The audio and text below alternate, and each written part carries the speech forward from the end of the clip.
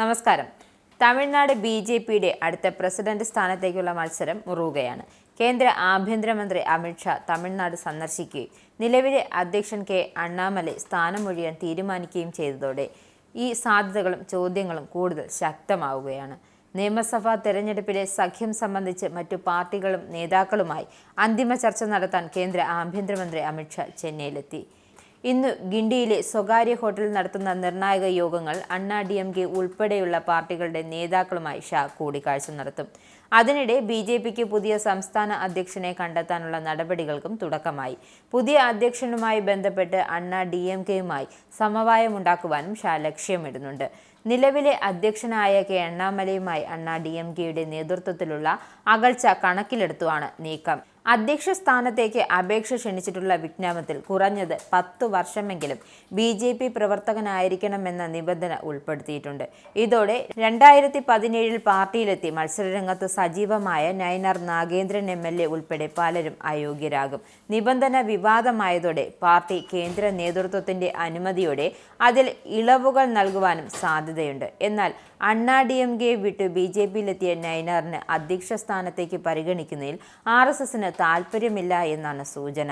യുവജന നേതാവായ അനന്തൻ അയ്യസ്വാമി, കറുപ്പ് എം മുരുകാനന്ദം എന്നിവയുടെ പേരുകളും പരിഗണനാ പട്ടികയിലുണ്ട്.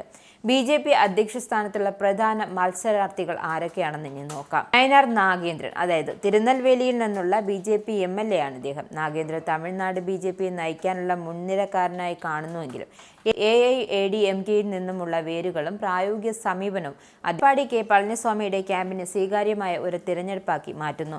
എന്നാലും അദ്ദേഹം 2 പ്രധാന തടസ്സങ്ങൾ നേരിടുന്നുണ്ട്. ബി.ജെ.പിയിൽ അംഗമായിട്ട് 8 വർഷമേ ആയിട്ടുള്ളൂ. സംസ്ഥാന പ്രസിഡന്റ് സ്ഥാനത്തിന് ആവശ്യമായ 10 വർഷത്തെ പ്രാഥമിക അംഗത്വം നിയമത്തിന് 2 വർഷം കുറവാണ്. 2024 ലോക്സഭാ തെരഞ്ഞെടുപ്പിലും അദ്ദേഹം പരാജയപ്പെട്ടിരുന്നു. പിന്നൊന്ന് എൽ മുരുകൻ.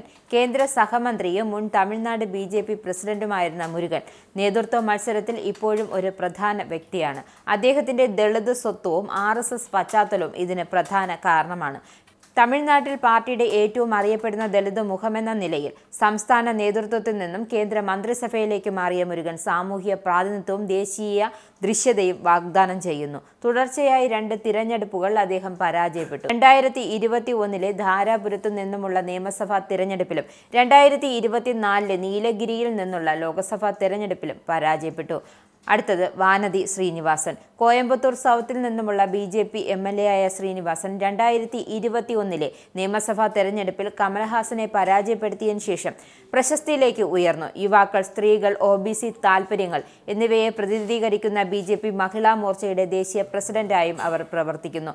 സംഘടനാ ശക്തിക്കും ഉറച്ച പ്രത്യയശാസ്ത്ര നിലപാടിനും പേരുകേട്ട വാനതി തമിഴ്നാട്ടിലെ ബി.ജെ.പിയുടെ ആധുനികവും നഗര സൗഹൃദവുമായ മുഖമാണെന്ന് കാണപ്പെടുന്നു.